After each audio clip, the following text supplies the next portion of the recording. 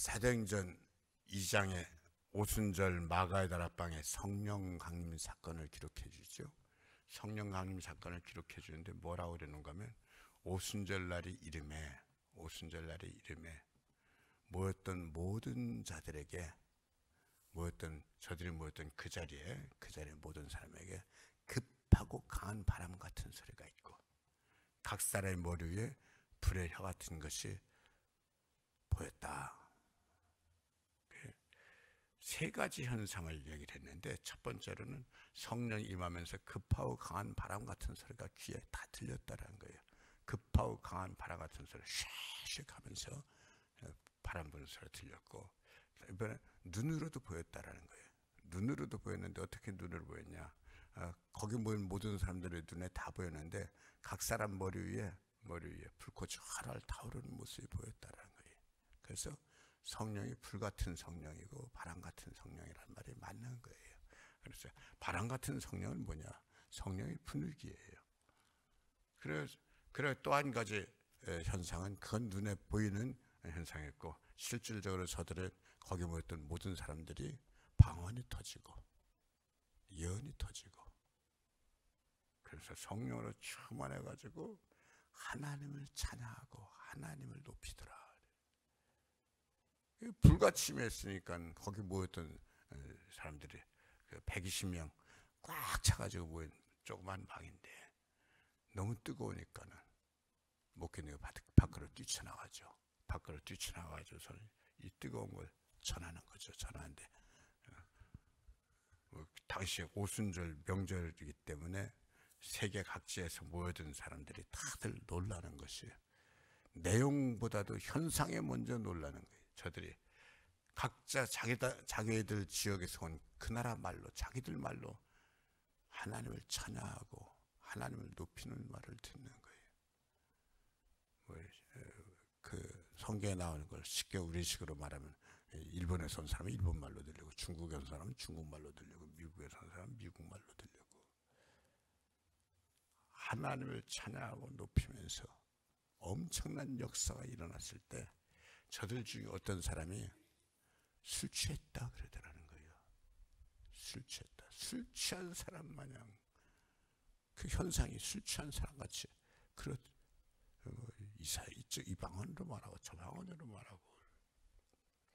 그때 술 취했대 소리를 들었을 때 베드로가 거기 모인 모든 사람들에게 대표해서 한 말이, 너희 중 어떤 사람이 말한 것 같이 술 취한 것이 아니라 온전한 거다. 술 취한 것이 아니라 온전한 거다.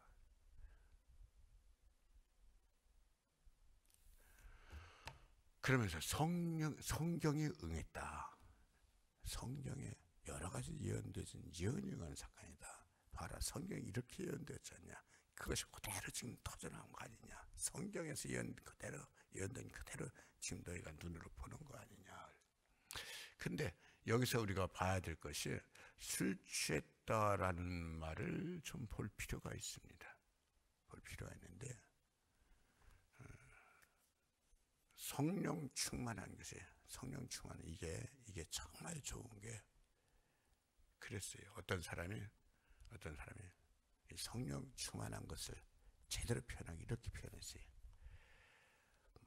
사람들이 왜 자꾸 마약을 하냐? 마약을 하면은 몸이 망가지고 인생이 망가지는데,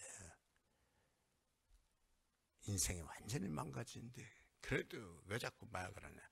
마약을 하면 너무너무 좋다라는 거예요. 그 황홀감 속에 들어가죠. 그래가지고 그걸 하면 인생이 망가지는데도 불구하고 그 미혹을 그걸 뿌리치지를 못하는 거예요. 마약을 해서 그렇게 황홀한 그 지경에 빠지는 거하고 성령 충만해서 그 황홀경에 빠지는 거랑 같다라는 거예요. 아니, 성령 충만해서 그 황홀경에 빠지는 게 그게 더 좋다라는 거예요. 차이점은 뭐냐? 차이점은 마약에 빠지는 거는 말씀드린 대로 완전히 혼미해가지고 환상 속에 들어가게 하면서 그것이 인생을 망가지게 내 인생을 완전히 망가지고 내 영혼을 좀먹는 건데, 성령 충만한 것은 환각에 빠져서 이렇게 해서 인생을 망치게 혼미하게 하는 것이 아니라 온전하게 함으로, 온전하게 하면서 그 모든 기쁨을 주는 거예요. 그래서 우리가 성령 충만 받아야 된다는 이유는 성령 충만 받으면 온전해지니까는. 마찬가지로 술 취했다. 성경에서는 어느 정도 술 취했다라는 것에 대해서 인정을 하는 거예요. 그렇다고 해서 인정을 한다고 해서 술 마셔서 술 취한 게 아니고, 현상이 술 취해가지고는 저들이 해롱해롱 되는 것처럼, 그렇게 기분 좋은 것처럼 그러는데, 실은 맞다라는 거예요. 맞는데 취해서 해롱해롱 돼가지고 그런 것이 아니고, 온전해서 모든 것이 완벽하게 온전한 상태에서 그렇게 기쁨이 충만한 거예요. 그렇게 은혜가 충만한 거예요. 이게 술 취한 거라는 거예요. 성령 받은 거라는 거예요. 술 취한 것처럼 그렇게 해롱해롱 되는 것 같은데, 실은 헷갈려가지고 해롱해롱 하는 것이 아니라 온전해가지고. 요즘엔 좀 드물죠. 그래서 그렇게 사는 사람들이. 전에는 남자들이 의리에 하루 일과 맞춰 술 취해가지고 집에 들어오고, 술이 취해요. 그래. 애들이 아빠가 술 취해서 들어오면 좋아한다라는 거예요. 아빠가 술 취해서 들어오면 주머니에 있는 돈 다 꺼내준대. 좋다라는 거예요. 그 깨면 다 도망간다. 왜 그 돈 다시 내놓으라고 그래가지고. 오늘 말씀에서 이렇게 얘기를 합니다. 오늘 말씀에서 뭐라 그러는가 하면, 우리가 만일 미쳤어도 하나님을 위한 것이요 정신이 온전하여도 너희를 위한 것이니. 이거 아주 성령 충만한 상태를 아주 잘 표현했어요. 성령 충만한 상태를 이렇게 잘 표현하는 것도 쉽지가 않아요. 만일 미쳤어도 하나님을 위한 것이요 정신 온전하여도 너희를 위한 것이니. 성령 충만하면은 정말 미친 사람처럼 열정적으로 사는 거예요. 성령 충만하면 정말 미친 사람처럼 그렇게 기쁨에 충만해서 사는 거예요. 성령 충만하니까는. 그런데 이건 미친 게 아니라 온전한 상태예요. 온전한 상태예요. 미친 사람과 온전한 사람의 차이점. 실제로 주변에 미친 사람이 있으면 미친 사람을 볼 필요가 있습니다.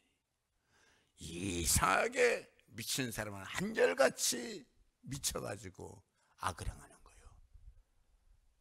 사람이 겁나는 거예요. 무서운 거예요. 못된 짓을 아주 쉽게 하는 거예요.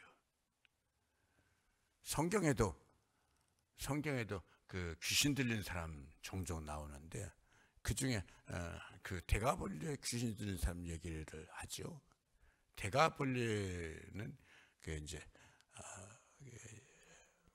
우리 말로 좀 번역을 하면 그 데카 볼리 10개의 마을. 그래서 우리가 디셈버 그러잖아요.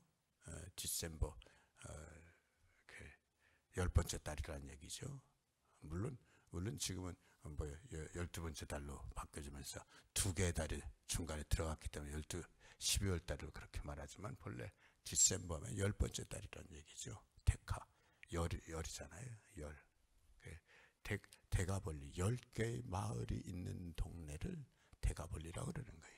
그 10개의 마을이 있는 그 대가볼리 그 동네에 미친 사람이 있어가지고 완전히 귀신 들려가지고는, 이 사람이 귀신 들리니까 실제로 귀신이 들어가니까는 보통 자기가 인간의 힘 그 이상을 힘을 쓰면서 쇠고랑으로 묶어놔도 이거 실제로 끊어버리는 거예요. 귀신의 힘으로 얼마나 힘이 센지. 그래 이 사람이 대책이 없으니까 또 이게 그런 귀신들은 이상한 짓만 하는 거예요. 무덤가에 거닐고 뭐 핵에 망측한 짓만 하고.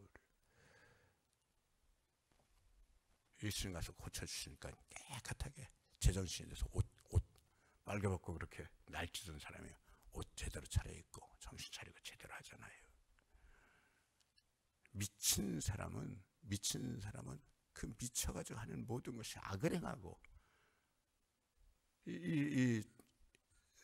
우리 보통 사람들은 자기 스스로 조절이 되잖아요. 절제가 되잖아요. 이게 절제가 안 돼 버리니까는. 그런데 성령의 사람은 말씀드린 대로 온전하잖아요.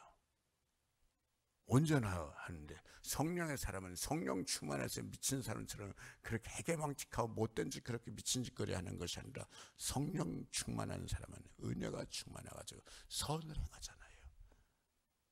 남을 돕잖아요. 그 모든 그 열매가 긍정적이잖아요. 얼마나 다른 사람들을 위해서 돕고 기쁘게 해주고 저 죽어가는 영혼 살려내고. 그래서 이 말씀이 우리가 만일 미쳤어도 하나님을 위한 것이 정신 온전하도 너희를 위한 것이니 성령 충만한 상태를 아주 제대로 표현한 거예요. 미친 사람처럼 그렇게 열정적이고 그렇게 기뻐하고 그렇게 행복하고 좋아하는데 실은 온전한 거고 그 온전함으로 살기 때문에 오히려 그렇게 아주 열정적이고 그렇게 즐거워하면서 악을 행하는 것이 아니라 선을 행하는 거예요. 자기 욕심을 부리는 것이 아니라 하나님을 위해서 사는 거예요. 그래 바울이 나보고 미쳤다고 그랬냐? 맞다, 나 미쳤다. 그런데 이 미친 거는 세상적으로 그렇게 미쳐서 미친 것이 아니라 나는 하나님을 위해 미쳤다. 여기서 미쳤다는 건 정신이 잘못됐다는 것이 아니라 온전하다는 얘기예요. 나 미친 거 맞는데 나 하나님을 위해서 미쳤다. 근데 나 온전한 거다. 근데 그 온전한 것 가지고 내가 하나님을 위해서 사는 그 모든 것이 뭐냐? 너희를 위한 거다.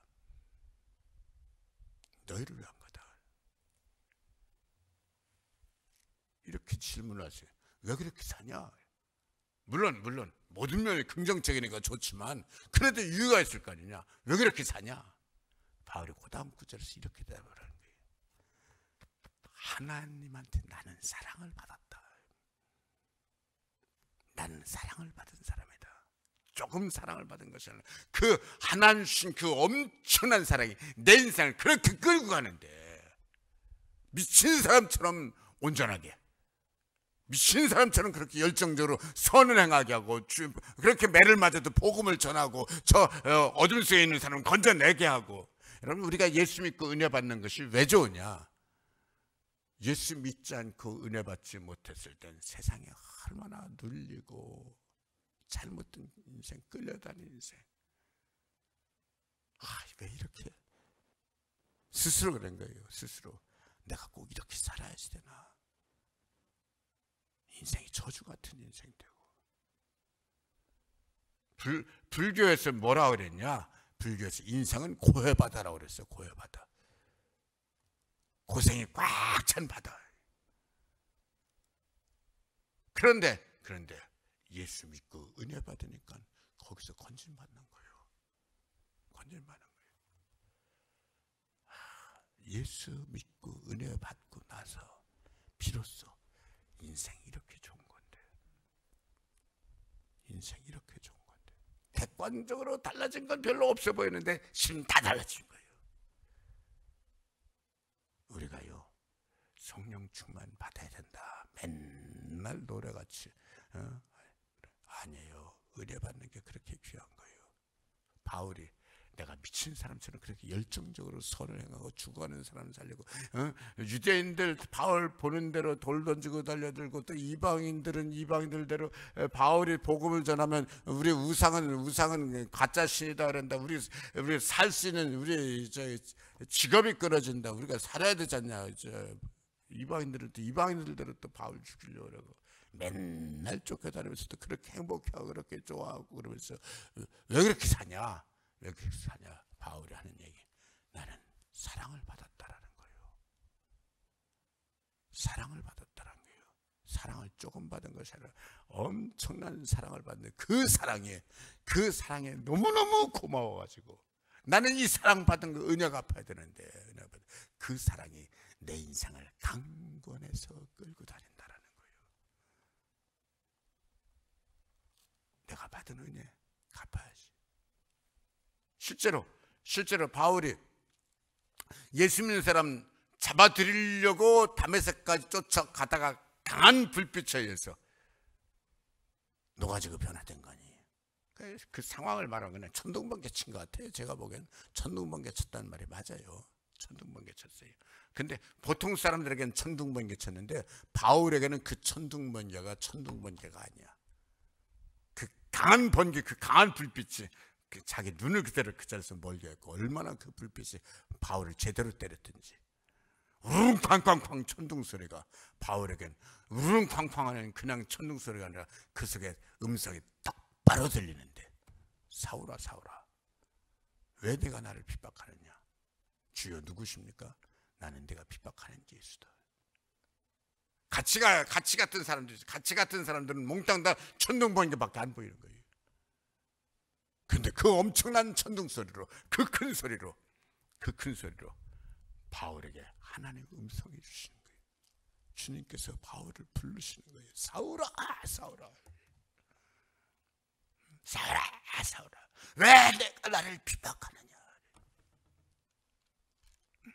주여 누구십니까? 나는 내가 핍박하는 예수다. 이게 우렁 쾅쾅쾅쾅쾅.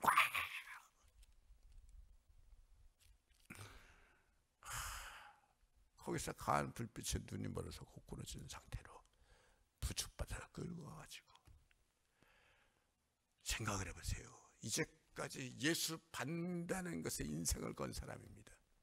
그것도 난 놓고 기억자도 모르는 사람이 반대하는 거랑 차원이 다릅니다. 이건 무시하는 게 아니고 실제로 난 놓고 기억자도 모르면서 예수 반대했다. 그건 무식해서 그런 거고, 바울은 당대 최고로 공부 많이 한 사람이에요.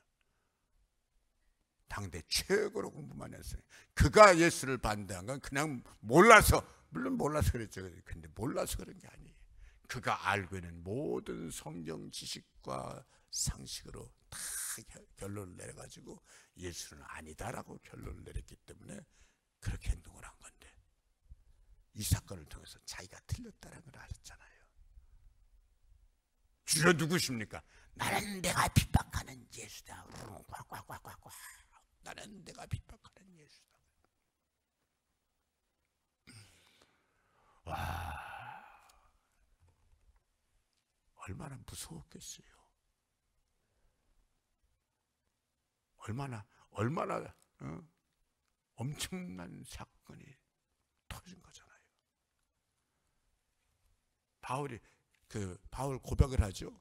이 사건 이후로 그가 고향인 다소로 내려가지도 않고, 먼저 사도된 자들을 만나기 위해서 예루살렘으로 가지도 않고 아라비아로 갔다.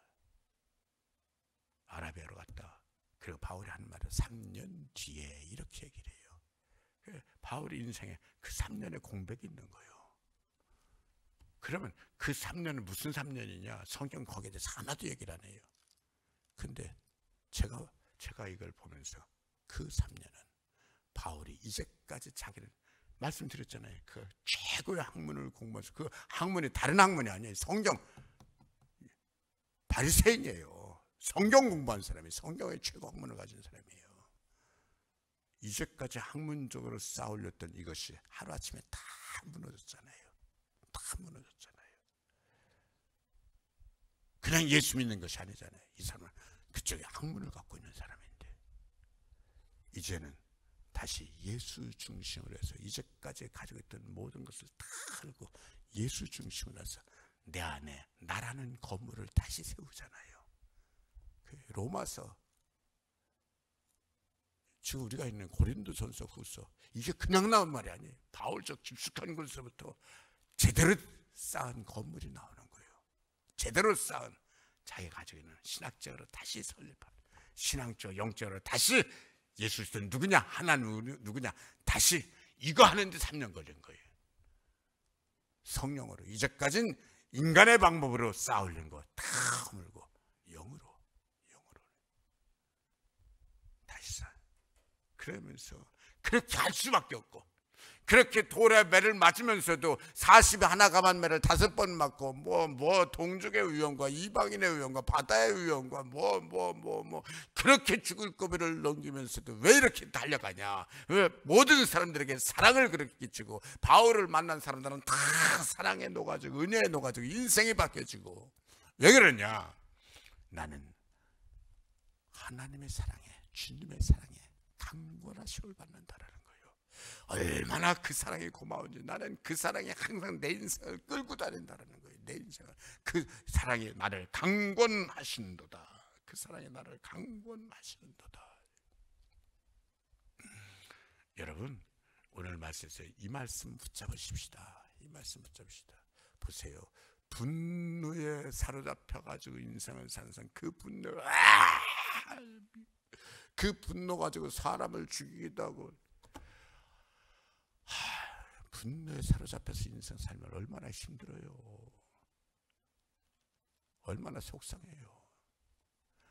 우리 전에 영화 서편제라는, 그쵸, 판소리 하는 영화, 오정의 여자 주인공, 그 아버지가 딸을 판소리 대가로 키우기 위해서 일부러, 아버지가 딸을 일부러 눈을 멀게 합니다.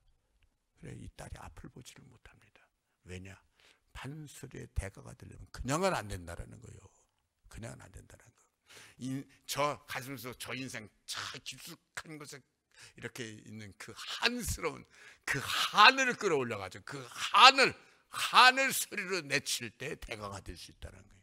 그래서 딸에게 판소리의 대가가 되게 하기 위해서 딸의 인생을 아주 한 맺힌 인생을 만드는 거예요.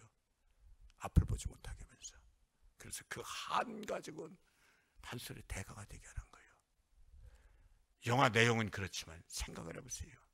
인생에 한이 맺혀가지고 그 한으로 판소리 대가가 된 대신에 내 인생에 평생 그 한에 맺혔어.